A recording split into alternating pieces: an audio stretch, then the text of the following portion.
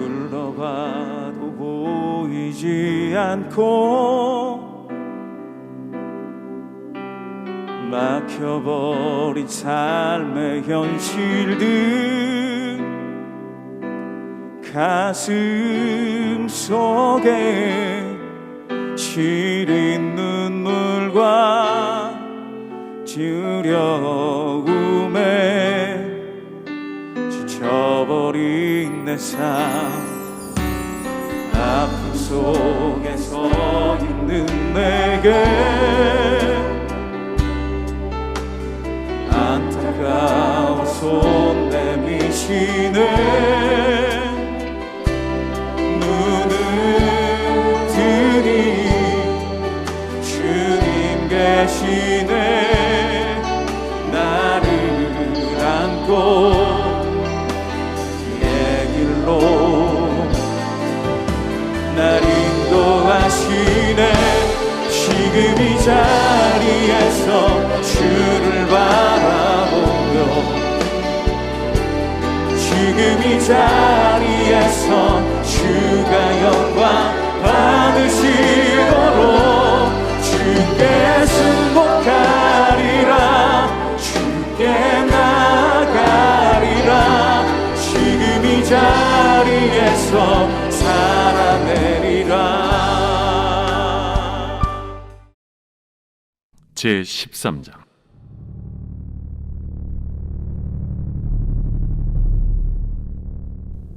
내가 보니 바다에서 한 짐승이 나오는데 뿔이 10이요 머리가 7이라 그 뿔에는 10 왕관이 있고 그 머리들에는 신성모독하는 이름들이 있더라. 내가 본 짐승은 표범과 비슷하고 그 발은 곰의 발 같고 그 입은 사자의 입 같은데 용이 자기의 능력과 보좌와 큰 권세를 그에게 주었더라. 그의 머리 하나가 상하여 죽게 된 것 같더니 그 죽게 되었던 상처가 나음에 온 땅이 놀랍게 여겨 짐승을 따르고 용이 짐승에게 권세를 주므로 용에게 경배하며 짐승에게 경배하여 이르되 누가 이 짐승과 같으냐? 누가 능히 이와 더불어 싸우리요? 또 짐승이 과장되고 신성모독을 말하는 입을 받고 또 42달 동안 일할 권세를 받으니라. 짐승이 입을 벌려 하나님을 향하여 비방하되 그의 이름과 그의 장막 곧 하늘에 사는 자들을 비방하더라. 또 권세를 받아 성도들과 싸워 이기게 되고 각 족속과 백성과 방언과 나라를 다스리는 권세를 받으니 죽임을 당한 어린 양의 생명책에 창세 이후로 이름이 기록되지 못하고 이 땅에 사는 자들은 다 그 짐승에게 경배하리라. 누구든지 귀가 있거든 들을지어다. 사로잡힐 자는 사로잡혀 갈 것이요 칼에 죽을 자는 마땅히 칼에 죽을 것이니 성도들의 인내와 믿음이 여기 있느니라. 우리가 예수님을 믿고 하나님을 섬기면서 하나님께서 온 세상을 다스리고 통치하신다는 것을 알고 있지만 그럼에도 세상에서는 돈과 명예와 권력이 더욱 강하게 역사하는 것처럼 느낄 때가 있습니다. 그래서 그것을 손에 잡기 위해서 정신없이 살아가는 우리들의 모습을 발견하게 되기도 합니다. 이처럼 우리 주변에 일어나는 현상들을 우리는 어떻게 설명할 수 있을까요? 이러한 세상 속에서 우리는 어떠한 마음과 자세로 살아가야 하는 것일까요? 오늘 말씀을 통하여 우리 주변에 일어나는 현상들을 이해하고 그 속에서 주시는 하나님의 말씀이 우리에게 큰 위로가 될 수 있기를 소망합니다. 또한 이러한 세상 속에서 끝까지 인내하며 믿음을 지키며 하나님을 섬기며 살아가기를 결단하는 우리 모두가 될 수 있기를 소망합니다. 우리가 앞서 요한계시록 4장과 5장에서는 하늘의 문이 열리고 하늘 보좌 위에서 온 세상을 다스리시고 통치하시는 하나님과 일찍이 죽임을 당한 것 같은 어린 양 예수님을 향하여서 천지 만물을 대표하는 네 생물과 신약과 구약에 구원받은 모든 성도들을 대표하는 24장로들이 경배하는 하늘의 예배를 보았습니다. 그런데 오늘 말씀을 보니 이 하늘의 예배를 교묘하게 모방하려 들지만 무언가 굉장히 어설픈 모습이 그려지고 있지요. 먼저 1절의 말씀입니다. 내가 보니 바다에서 한 짐승이 나오는데 뿔이 10이요 머리가 7이라. 그 뿔에는 10 왕관이 있고 그 머리들에는 신성모독하는 이름들이 있더라. 하늘 보좌 위에서 다스리시고 통치하시는 하나님과는 다르게 이 짐승은 저 깊은 바다로부터 땅으로 올라와 땅의 보좌에 앉아 있는 것을 보게 되지요. 그런데 그 행색이 무언가 굉장히 낯이 익습니다. 뿔이 10개가 있고 머리가 7이 있습니다. 그렇습니다. 우리가 앞서 요한계시록 12장에서 보았던 용의 모습과 매우 흡사하지요. 요한계시록 12장 3절의 말씀입니다.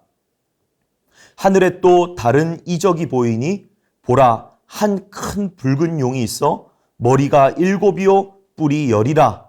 그 여러 머리에 7 왕관이 있는데, 그런데 이 7개의 머리를 가지고 10개의 뿔을 가진 용이 무엇이었습니까? 요한계시록 12장 9절 상반절의 말씀입니다. 큰 용이 내쫓기니 옛 뱀, 곧 마귀라고도 하고 사탄이라고도 하며 온 천하를 꿰는 자라. 그렇습니다. 이 용은 바로 인류를 죄의 구렁텅이로 몰아넣었던 그 옛 뱀, 곧 마귀였던 것이었지요. 그런데 오늘 말씀 속에 보여지는 이 짐승이 바로 이 사탄의 모습을 닮아 있다는 것을 우리가 알 수 있습니다. 또 이 짐승이 얼마나 폭력적인 형상으로 그려지고 있는지요. 그 형상이 마치 표범의 형상을 하고 있는데 발이 곰의 발과 같고 입이 사자의 입과 같다라고 표현을 하고 있습니다. 역시 우리의 불길한 예상은 틀리지 않았습니다. 2절 하반절의 말씀을 보니까 이 짐승이 용, 즉 사탄으로부터 능력과 보좌와 권세를 받는 것을 보게 되지요. 역시 아버지와 아들과 성령, 삼위일체 하나님을 모방하면서 용과 오늘 우리가 함께 살피고 있는 이 짐승과 우리가 내일 보게 될 또 다른 짐승이 악의 삼위일체를 구성하고 있는 것을 보게 되지요.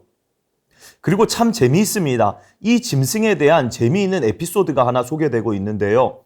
바로 3절의 말씀입니다. 그의 머리 하나가 상하여 죽게 된 것 같더니 그 죽게 되었던 상처가 나음에 온 땅이 놀랍게 여겨 짐승을 따르고, 이 짐승이 바로 일찍이 죽임을 당한 것 같은 어린 양, 십자가에서 죽으시고 부활하신 그 예수님을 모방하였다는 것입니다. 그런데 상당히 어설프지요. 예수님은 죽으시고 부활하셨는데 오늘 이 짐승은 죽지 않았습니다. 죽음에 이를 것 같은 큰 상처를 입었는데 그 상처가 회복된 것에 불과했지요. 그랬는데 어떤 일이 벌어졌습니까? 4절의 말씀입니다. 용이 짐승에게 권세를 주므로 용에게 경배하며 짐승에게 경배하여 이르되 누가 이 짐승과 같으냐? 누가 능히 이와 더불어 싸우리요 하더라. 사람들이 용에게, 짐승에게 경배하는 일들이 벌어졌습니다. 그런데 그렇게 용에게, 짐승에게 경배하는 사람들이 어떤 사람들이었습니까? 8절의 말씀에 어린 양의 생명책에 기록되지 못하고 이 땅에 사는 사람들이었지요. 오늘 우리가 말씀을 통해서 살피고 있는 이 하늘의 예배를 모방하며 사탄의 추종자들을 만들어내는 데 앞장서고 있는 이 짐승은 과연 무엇을 의미하는 것일까요? 오늘 말씀 속에서 이 짐승의 존재가 과연 무엇인가 몇 가지 단서를 발견할 수가 있습니다. 먼저 오늘 이 짐승이 표범, 곰, 사자의 모습으로 묘사가 되고 있는데요. 이러한 짐승의 묘사는 마치 다니엘서 7장의 말씀을 생각나게 합니다. 다니엘이 환상 중에 4 생물을 보게 되는데 첫째는 사자와 같고, 둘째는 곰과 같고, 셋째는 표범 같고, 넷째는 무섭고 강력한 짐승으로 10개의 뿔을 가졌었지요.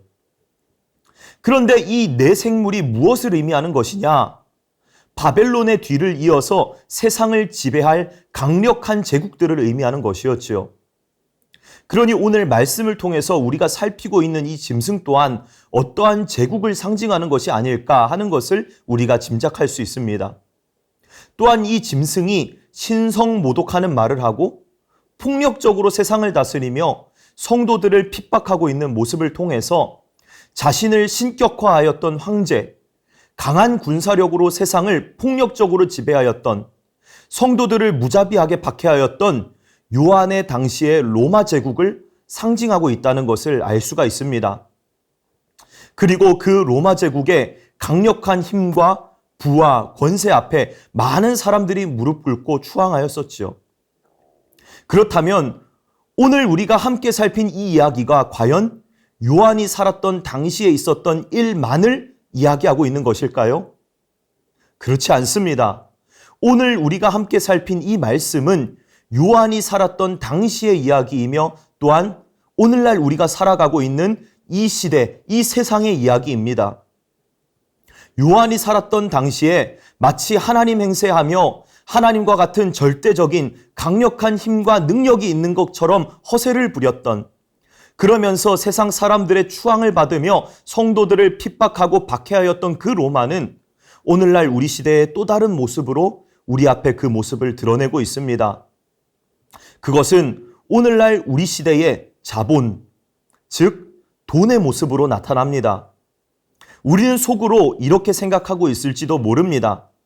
이렇게 생각하고 있지 않다라고 할지라도 이 말에 어느 정도 동조하고 있을 가능성이 있습니다. 그것이 무엇입니까? 우리가 소위 돈이면 못할 것이 없다, 무엇이든지 다 된다라고 말하고 있지 않습니까? 마치 돈이 우리 시대에 절대적인 힘을 지닌 하나님과 같은 위치에 서 있습니다.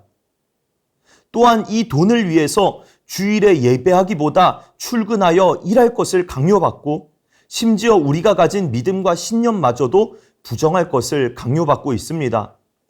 포괄적 차별금지법에 대하여서 교육하고 받아들일 것을 강요하는 일들, 그것이 편법 혹은 불법일지라도 수단과 방법을 가리지 않고 실적을 낼 것을 강요받는 일들, 그 속에서 얼마나 많은 하늘에 속한 우리 성도님들이 고난을 당하고 있는지 모릅니다.